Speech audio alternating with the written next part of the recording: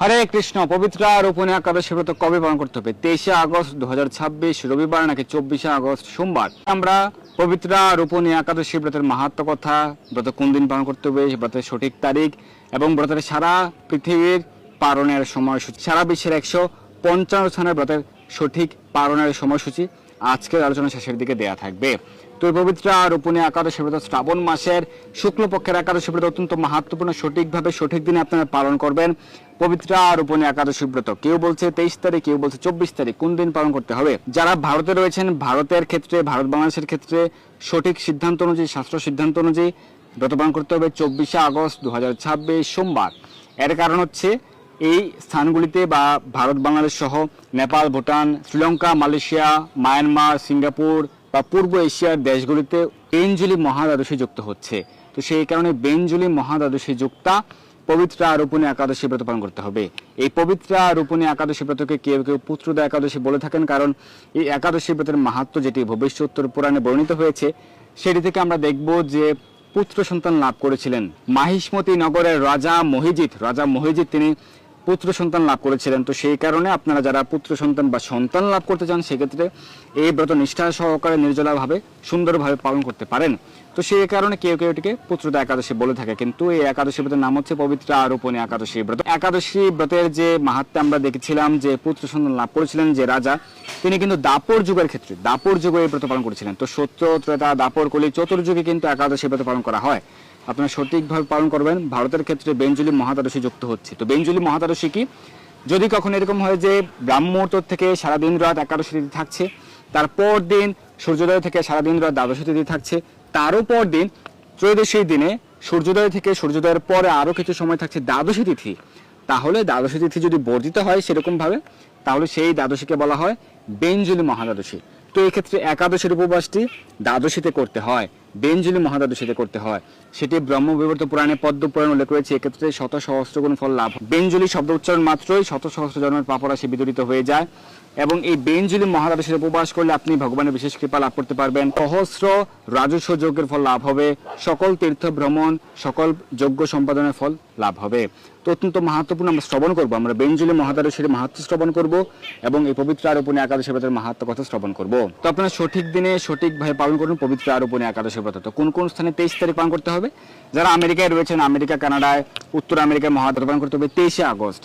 আর কোন কোন স্থানে 24 তারিখ, কোন কোন স্থানে 23 তারিখ, চলুন আমরা জেনে নেই। তো মালদ্বীপে ব্রত পালন করতে হবে 23 তারিখ এবং মধ্যপ্রাচ্যের সকল দেশে, দুবাই, আবুধাবি, আরব আমিরাত, কাতার, কুয়েত, ওমান, সৌদি আরব, মধ্যপ্রাচ্যের সকল দেশে ব্রত 23 তারিখ। ইউরোপ, পোল্যান্ড, ইটালি, মাল্টা, লন্ডন সহ যুক্তরাজ্য, সুইজারল্যান্ড, রাশিয়াতে ব্রত পালন করতে হবে 23 আগস্ট। পশ্চিম আমেরিকা, কানাডা, মেক্সিকো সহ উত্তর আমেরিকা মহাদেশের সকল দেশে, Brazil, Argentina, Chile, Peru, Colombia সহ দক্ষিণ আমেরিকা মহাদেশের সকল দেশে ব্রত পালন করতে হবে 23 আগস্ট। কারণ এই স্থানগুলিতে কিন্তু মহাদ্বাদশী যুক্ত হচ্ছে না। তো সেই কারণে এই স্থানগুলিতে বিশুদ্ধ একাদশী ব্রত 23 তারিখ পালন করবেন। তো যারা পশ্চিম ইউরোপে রয়েছেন, আফ্রিকা, আমেরিকাতে রয়েছেন, এই স্থানগুলিতে রয়েছেন, সেক্ষেত্রে 23 তারিখ সঠিকভাবে ব্রত পালন করবেন। আর কোন কোন স্থানে 24 তারিখ ব্রত পালন করতে হবে?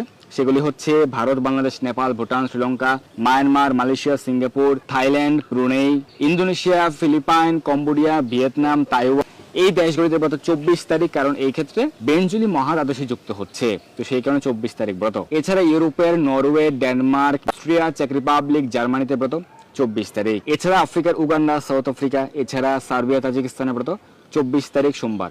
তো আমরা জেনে গেলাম যে সারা বিশ্বের সাপেক্ষে কোন স্থানে কোন দিন ব্রত পালন করতে হবে। তো যারা ভারতে, বাংলাদেশে, পূর্ব এশিয়া, মধ্য এশিয়াতে রয়েছেন, এই স্থানগুলিতে রয়েছেন, সেই ক্ষেত্রে বেঞ্জুলি মহাদ্বাদশী যুক্ত একাদশী ব্রত পালন করবেন 24 তারিখ সোমবার, সঠিকভাবে সঠিক দিনে। কে কি বললো সেটি শোনার দরকার নেই। তথাকথিত ক্যালেন্ডারে দেখবেন যে সেখানে ভাদ্র মাস লেখা থাকতে পারে, কিন্তু শাস্ত্র সিদ্ধান্ত অনুযায়ী এটি হচ্ছে শ্রাবণ মাসের শুক্লপক্ষের একাদশী। শাস্ত্র রয়েছে শ্রাবণ মাসের শুক্লপক্ষের একাদশী, কিন্তু অনেক ক্যালেন্ডারে ভাদ্র মাসে লেখা থাকতে পারে।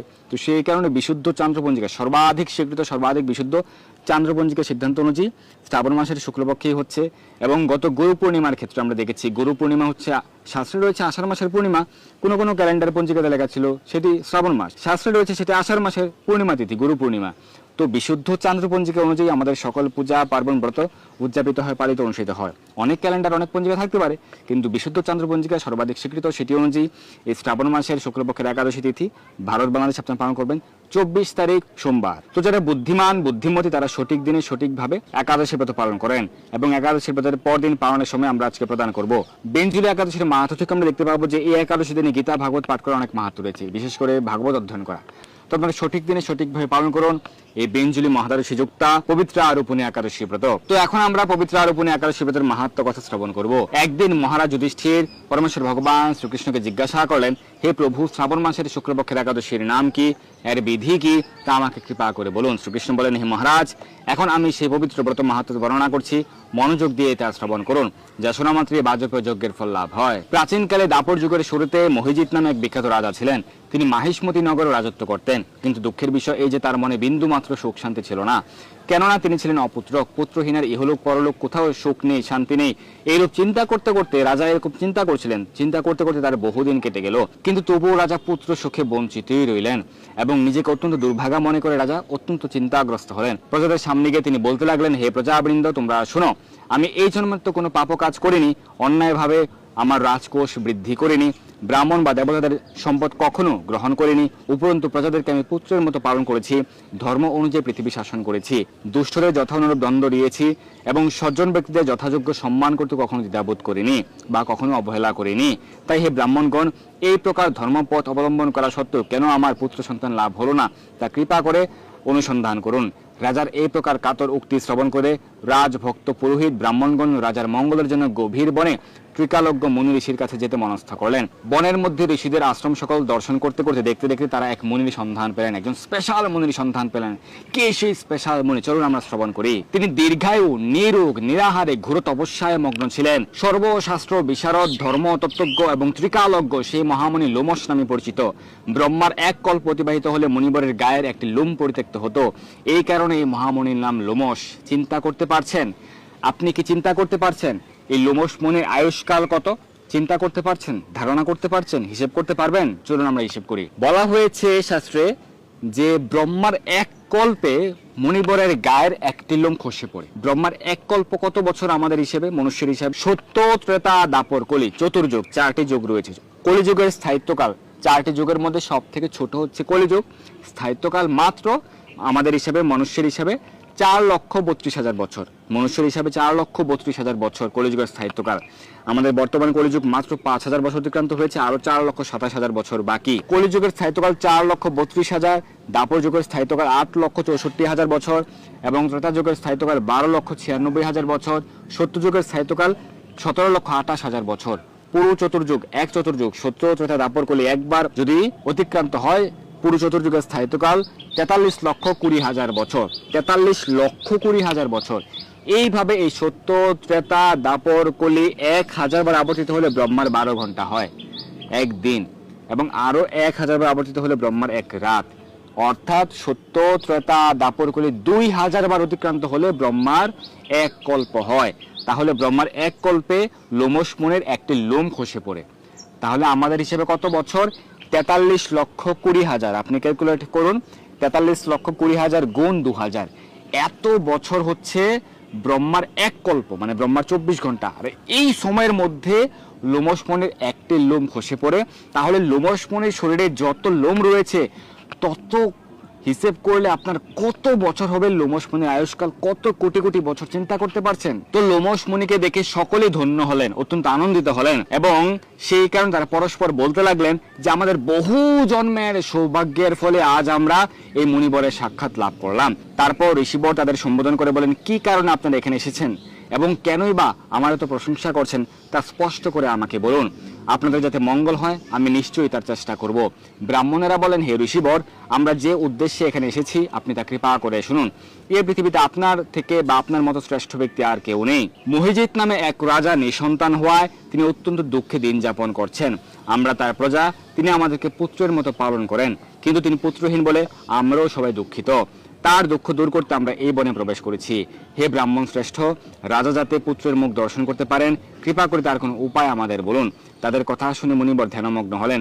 কিছু সময় পরে রাজার পূর্ব জন্ম বৃত্তান্ত বলতে লাগলেন। এই রাজা পূর্বজন্মে এক দরিদ্র ব্যবসায়ী ছিলেন। একবার তিনি একটি অন্যায় কার্য করে ফেলেন। ব্যবসা করবার জন্য তিনি এক গ্রাম থেকে অন্য গ্রামে যাতায়াত করতেন। এক সময় জ্যৈষ্ঠ মাসের শুক্লপক্ষের দশমীর দিনে কোথাও যাওয়ার পথে তিনি অত্যন্ত তৃষ্ণার্ত হয়ে পড়েন। গ্রাম প্রান্তে একটি জলাশয় তিনি দেখতে পান। সেখানে জল পানের জন্য যান। একটি গাভী ও তার বাছুর সেখানে জল পান করছিল। তাদেরকে তাড়িয়ে দিয়ে তিনি নিজে জল পান করতে লাগলেন। এই পাপকর্মের ফলে তিনি পুত্র সুখে বঞ্চিত হয়েছেন, কিন্তু পূর্বজন্মের কোন পুণ্যের ফলে তিনি এরকম নিষ্কণ্টক রাজ্য লাভ করেছেন। হে মণিবর, শাস্ত্রে আছে যে পুণ্য দ্বারা পাপ দূর হয়। বর্তমান সময়ে কিছু পণ্ডিত বলে থাকে যে তোমরা প্রসাদভোজী হয়েছ, তোমরা নিরামিষ খাচ্ছ। আপনার পাড়ার লোকেরা এরকম বলে থাকে, নিরামিষ খাচ্ছ, তোমরা না আগে আমিষ খেতে, মাছ মাংস খেতে, সেই পাপ তো তোমাদের রয়েছে, পাপ কি দূর হয় নাকি? তাহলে এখন নিরামিষ খেলে কি লাভ হবে? তোমরা তো আগে তো মাছ মাংস খেতে, কি লাভ হবে এখন হরিনাম জপ করলে? এইভাবে অনেক পাপবুদ্ধি জীবেরা বলে থাকে। তাদের দ্বারা তাদের জ্ঞান অপহৃত হয়েছে, তারা অসুর স্বভাব। শ্রীমদ্ ভগবদ গীতায় ভগবানের নির্দেশ অনুযায়ী এই 4টি পয়েন্ট তারা এরকমটি বলে থাকে। তারা ভাবে যে পাপ কি পুণ্য দ্বারা দূর হয়, পুণ্য করলে কি পাপ দূর হয়? না, হয় না তো, এরকমটি অনেকে বলে থাকে। তারা হচ্ছে মূঢ় বোকা। শাস্ত্রে বলা হয়েছে যে পুণ্য দ্বারা পাপ দূর হয়। তাই আপনি এমন একটি পুণ্যব্রতের উপদেশ করুন যাতে তার প্রারব্ধ পাপ দূর হয় এবং আপনার অনুগ্রহে, আপনার কৃপায় তিনি যেন পুত্র সন্তান লাভ করতে পারেন। লোমশ মুনি বললেন, শ্রাবণ মাসের শুক্লপক্ষের পবিত্র রূপণী একাদশী ব্রত অভিষ্ট ফল প্রদান করে আপনারা যথাবিধি তা সকলে পালন করুন। লোমশ মুনির উপদেশ শুনে আনন্দ চিত্তে গৃহে প্রত্যাবর্তন করে তারা রাজাকে সেই সকল কথা জানালেন। তারপর সকলে মিলে মুনির নির্দেশ অনুসারে ব্রত পালন করলেন। তাদের সকলের পুণ্যফল রাজাকে প্রদান করলেন। সেই পুণ্য প্রভাবে রাজ মহিষী গর্ভবতী হলেন। উপযুক্ত সময়ে বলিষ্ঠ সর্বাঙ্গ সুন্দর এক পুত্র সন্তানের জন্মদান করলেন। ভবিষ্যতের পুরাণে এই ব্রতের মাহাত্ম্য বর্ণিত হয়েছে। এই ব্রত মাহাত্ম্য যিনি পাঠ বা শ্রবণ করেন তিনি সমস্ত পাপ থেকে মুক্ত হবেন এবং পুত্র সুখ ভোগ করে অবশেষে দিব্য ধাম লাভ করবেন। হরি বল। এটি হচ্ছে পবিত্র রূপণী একাদশী ব্রত মাহাত্ম্য কথা। এখন আমরা বেঞ্জুলি মহাদ্বাদশী ব্রতের মাহাত্ম্য শ্রবণ করব।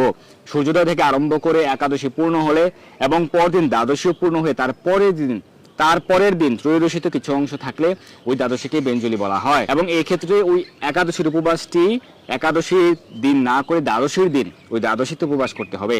পরের দিন দ্বাদশীর মধ্যে কিন্তু পালন করতে হবে, কারণ একাদশী ব্রত আপনি পালন করবেন মহাদ্বাদশীতে, আর মহাদ্বাদশীর তিথি কিন্তু দ্বাদশীর তিথি। পরের দিন সূর্য উদয়ের পরেও কিন্তু আরো কিছু সময় বর্ধিত থাকছে, বেশি থাকছে। সেই বর্ধিত সময়ের মধ্যে পালন করতে হবে, ত্রয়োদশীতে পালন নিষেধ। তো সেই কারণে এই একাদশীর ক্ষেত্রে ভারতের সময় অনুযায়ী সকাল 6টা 22 ঘটিকার মধ্যে পালন, সকাল 6টা 22 ঘটিকার পূর্বে পালন, তো আপনারা সঠিক সময়ের মধ্যে পালন করবেন। পদ্মপুরাণে বলা হয়েছে এই দ্বাদশী ব্রত শ্রীহরির অত্যন্ত প্রিয়। একটি অশ্বমেধ যজ্ঞ 1000 অগ্নিষ্টম থেকে শ্রেষ্ঠ এবং একটি বাজপেয় 1000 অশ্বমেধ থেকে আরো বেশি শ্রেষ্ঠ। একটি পুণ্ডরিক 1000 বাজপেয় থেকে আরো বেশি অধিক ফল বিশিষ্ট। একটি সূত্রামণি সহস্র পুণ্ডরিক থেকে শ্রেষ্ঠ, কিন্তু একটি বেঞ্জুলি ব্রত সহস্র রাজস্ব অপেক্ষা অধিকতর শ্রেষ্ঠ। 1000 রাজস্ব যজ্ঞের থেকে আরো বেশি ফল লাভ হয় এই বেঞ্জুলি মহাদ্বাদশী যুক্ত একাদশী ব্রত পালন করলে। কলিকালে কলিযুগে বেঞ্জুলি এই শব্দ উচ্চারণ মাত্রই শত সহস্র জন্মের পাপ দূর হয়ে যায়। হরি বল। শ্রী গুরুদেব খুশি হলে শ্রী হরিও প্রীত হন। সৎ গুরুদেব যারা নিজেরা প্রসাদভোজী এবং শিষ্যকে প্রসাদভোজী হতে ইন্সপায়ার করেন, যারা নিজেরা গুরু পরম্পরায় ধারে রয়েছেন এবং কৃষ্ণ তত্ত্ববেত্তা, শিষ্যকে কৃষ্ণ তত্ত্ববেত্তা কৃষ্ণ ভক্তির উপদেশ প্রদান করেন, সদ্গুরুদেব খুশি হলে ভগবান শ্রীহরি প্রীত হন। অতএব এই তিথিতে ভগবান শ্রীহরি প্রীতির জন্য শ্রদ্ধা সহকারে গুরুদেবের পূজা করতে হয়। রাত্রি জাগরণ করে কৃষ্ণ কথা শ্রবণ করতে হয়। গীতা, বিষ্ণু সহস্রনাম এবং শ্রীমদ্ ভাগবত যত্ন সহকারে পাঠ করা কর্তব্য। আমরা বেঞ্জুলি মহাদ্বাদশী যুক্ত একাদশীতে আপনারা বেশি বেশি গীতা ভাগবত পাঠ করবেন। তো বিষ্ণু সহস্রনামও পাঠ করতে পারেন বা শ্রবণ করতে পারেন। আমাদের চ্যানেলে রয়েছে স্তোত্রম প্লেলিস্টে বিষ্ণু সহস্রনাম, আপনারা সেটি শ্রবণ করতে পারেন। তো নৃত্য, গীত এবং হরিনাম সংকীর্তনে ভগবান শ্রীহরি অত্যন্ত সন্তুষ্ট হন। এই ব্রত অনুষ্ঠান করলে বা এই ব্রত পালন করলে, বেঞ্জুলি মহাদ্বাদশী ব্রত পালন করলে সর্বতীর্থে স্নান করলে যে ফল লাভ হয় সেই ফল লাভ হয় এবং সমস্ত প্রকার দানের ফল লাভ হয়। পূর্ব জন্মার্জিত পর্বত পরিমাণ পাপরাশি এই ব্রত পালন করলে অচিরেই দূর হয়ে যায়। তো এটি হচ্ছে বেঞ্জুলি মহাদ্বাদশী ব্রতের মাহাত্ম্য কথা। তো এই বছর এই পবিত্র রূপণী একাদশী ব্রত বেঞ্জুলি মহাদ্বাদশী যুক্তা পবিত্র রূপণী একাদশী ব্রত ভারত বাংলাদেশের ক্ষেত্রে পালন করতে হবে 24 আগস্ট 2026 সোমবার। আপনারা সঠিকভাবে সঠিক দিনে পালন করুন এবং সঠিক সময়ের মধ্যে পালন করবেন পরদিন। এখানে আমরা সারা বিশ্বের পালনের সময়সূচি প্রদান করছি। ভারতে পালনের সময় খুব কম রয়েছে, সকাল 6টা 22 ঘটিকার মধ্যে, বাংলাদেশের সকাল 6টা 52 ঘটিকার মধ্যে। তো আপনারা সঠিক সময়ের মধ্যে পালন করবেন। আমরা প্রথমে ভারতের সকল রাজ্যে পালনের সময়, এরপর পর্যায়ক্রমে বাংলাদেশ, নেপাল, ভুটান, সারা বিশ্বের 155 স্থানের ব্রতের পরদিন সকালে পালনের সময় দেওয়া রয়েছে। আপনারা সঠিক সময়ের মধ্যে পালন করবেন। এখানে দেওয়া রয়েছে একাদশীর তারিখ এবং একাদশী ব্রতের পরদিন সকালের পালনের সময়সূচি। আবারও বলছি, একাদশী কোন দিন পালন করতে হবে, একাদশীর তারিখ আর একাদশী ব্রতের পরদিন সকালের পালনের সময়। যেদিন একাদশী ব্রত তার পরদিন পালন, তাই একাদশীর তারিখ, একাদশী ব্রতের পরদিন পালনের সময়সূচি এখানে দেওয়া রয়েছে। আপনারা সঠিক সময়ের মধ্যে একাদশী ব্রতের পালন করবেন। সকলের জয় হোক। ধন্যবাদ সবাইকে। হরে কৃষ্ণ।